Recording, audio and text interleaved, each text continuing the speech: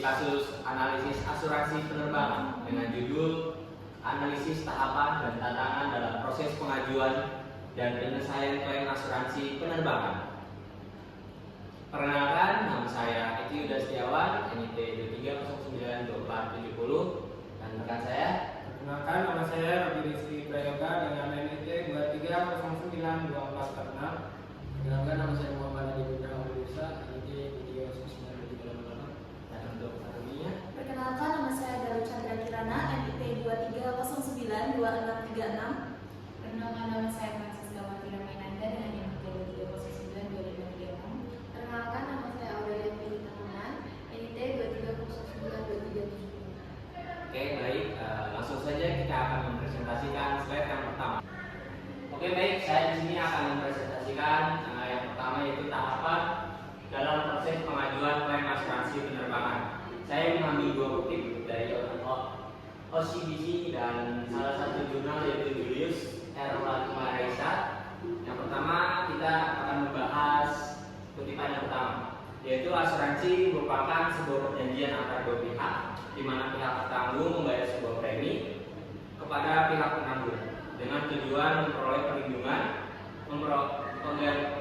perlindungan atau penggantian atas kerugian, usaha atau hilangnya keuntungan yang diharapkan yang mungkin terjadi dan tidak dapat dipastikan di masa yang akan datang. Nah, untuk penjelasan kutipan yang pertama, yaitu asuransi adalah sebagai perjanjian. Ini menekankan bahwa asuransi adalah satu kontrak resmi antara dua pihak, yaitu pihak tertanggung dan pihak penanggung. Nah, pihak tertanggung ini adalah orang yang ingin mendapatkan perlindungan dari suatu kecelakaan, dan pihak penanggung ini adalah perusahaan asuransi yang memberikan sebuah jaminan. Nah, untuk tadi ada kata premi. Nah, untuk premi ini adalah pihak tertanggung atau pihak yang ingin pihak yang ingin mendapatkan perlindungan itu, dia harus membayar sebuah premi. Nah, yaitu sejumlah uang yang sesuai ditentukan. Itu tujuannya itu untuk mendapatkan perlindungan jika risiko terjadi, tentu seperti kerugian perusahaan atau potensi kehilangan keuntungan gitu. Nah, risiko yang dijamin oleh asuransi ini belum tentu pasti terjadi, tapi ini bisa terjadi di masa depan. Inilah menjadi dasar keberadaannya sebuah asuransi. Gitu. Yang kedua, saya kutip dari OJK, yaitu mendefinisikan klaim asuransi penerbangan sebagai hak yang dimiliki oleh penanggung, sebagai hak yang dimiliki oleh pemegang polis yang mengajukan permintaan pembayaran kepada perusahaan asuransi ketika terjadi peristiwa yang telah dijamin dalam polis. Nah, baik dalam kerugian jiwa, kesehatan, maupun kerusakan sebuah aset. Nah, ini kita akan perjelas lagi. Jadi, klaim asuransi ini adalah tindakan dari pihak tertanggung atau yang memegang polis untuk meminta pembayaran atau kompensasi kepada perusahaan asuransi. Nah, syaratnya yaitu klaim dapat dilakukan jika terjadinya sebuah peristiwa yang memang sudah dijamin dalam polis asuransi, misalnya kecelakaan, kematian, sakit, atau kerusakan aset.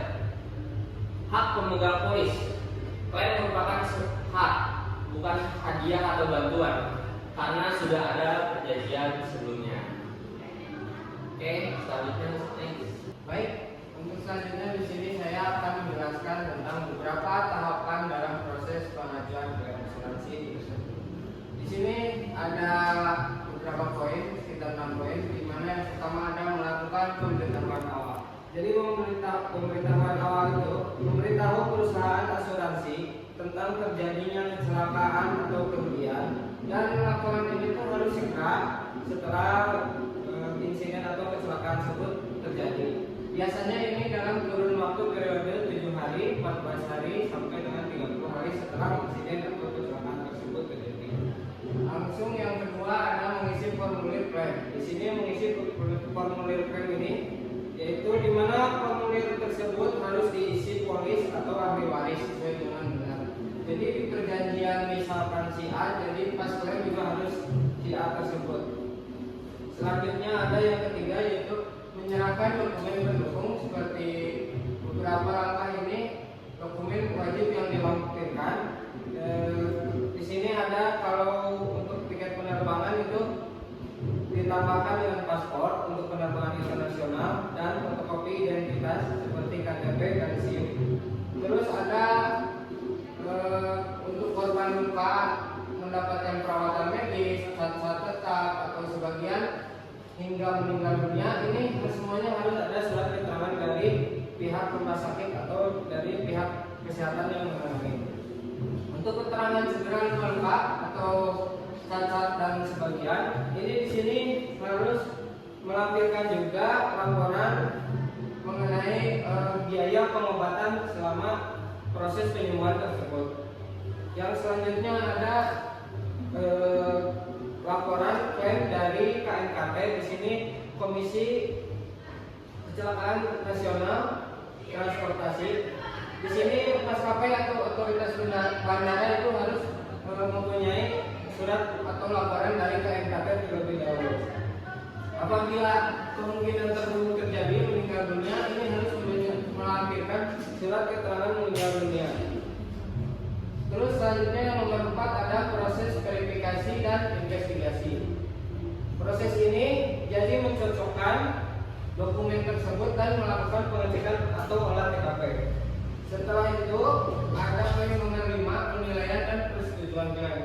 Untuk penilaian dan persetujuan klaim, jadi nanti jika ini valid akan di ACC, jika tidak akan diproses ulang dan disesuaikan dengan kejadian tersebut.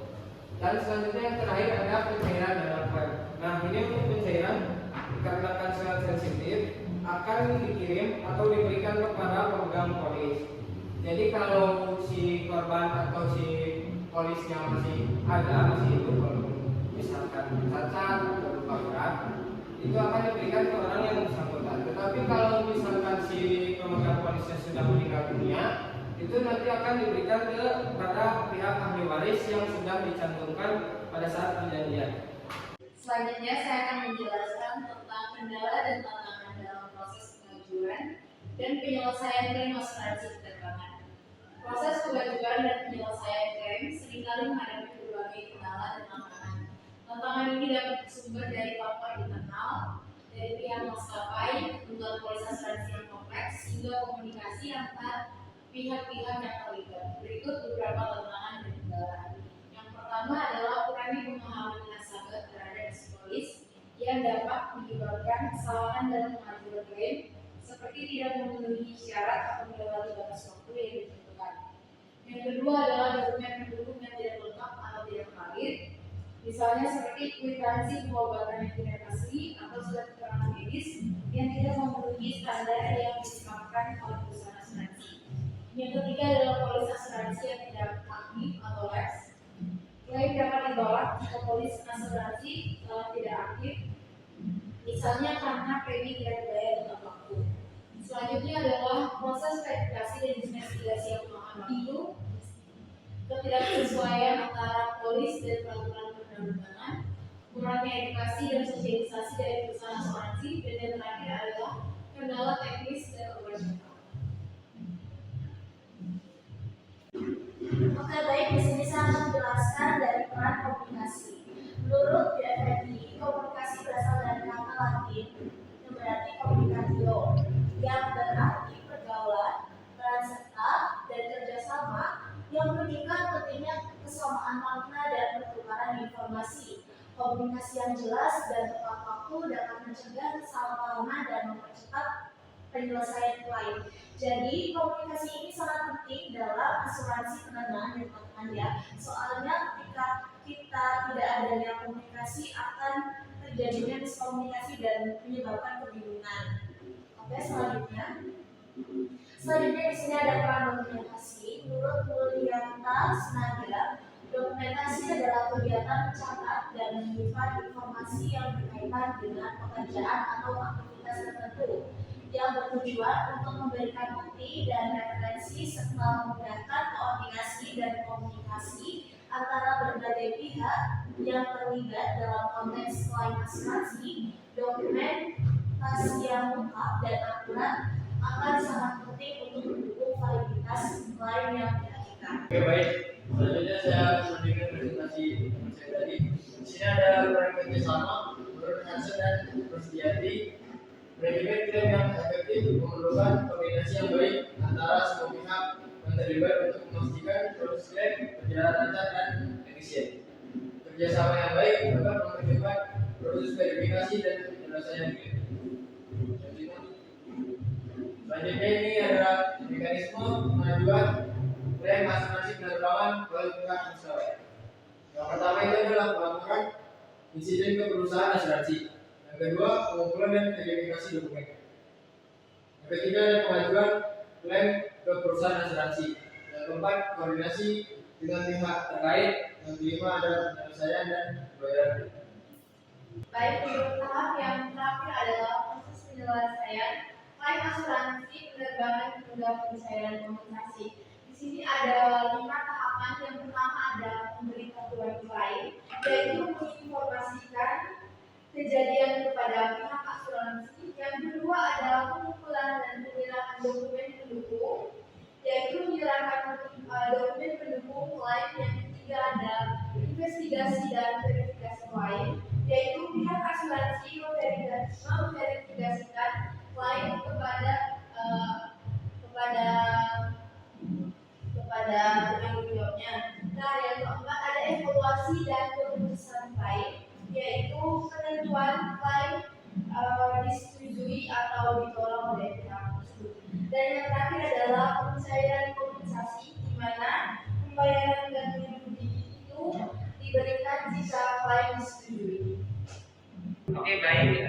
Jadi di kelompok 4 ini kesimpulannya tentang klaim asuransi penerbangan, yaitu dapat disimpulkan bahwa proses klaim asuransi penerbangan merupakan prosedur yang kompleks yang melibatkan beberapa tahapan penting, mulai dari identifikasi kejadian, laporan awal, pengumpulan dokumen, penilaian kerugian, hingga pencairan kompensasi.